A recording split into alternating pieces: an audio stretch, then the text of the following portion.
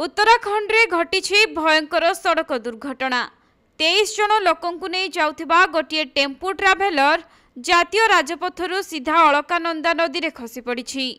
वर्तमान सुधा एथिरे 10 जनक मृत्यु होइथिबा बेले अन्य मानकु गुरुतर अवस्था रे हॉस्पिटल रे भर्ती करा जायछि।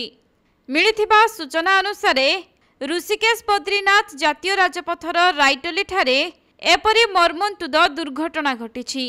प्रथमे गाड़ीटी भारसाम्य हराई खाई को खसी पड़िथिला आउ पथर रे माड़ हेबा परे निकटरे प्रवाहित हेउतबा अलकानंदा नदी को खसी पड़िथिला।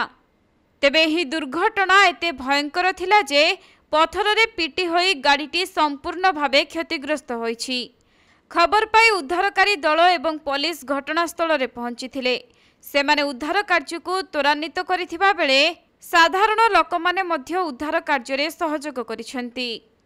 सेपटे प्रशासन पक्षरु 10टी मृतदेह उद्धार करा जायथिबा बेले 2 जन गुरुतरंकु हेलिकॉप्टर जोगे ऋषिकेश रे थिबा एम्स को स्थानांतर करा जायछि एवं अन्य माने निकटस्थ हॉस्पिटल रे भर्ती होई चिकित्सित हेउछंती।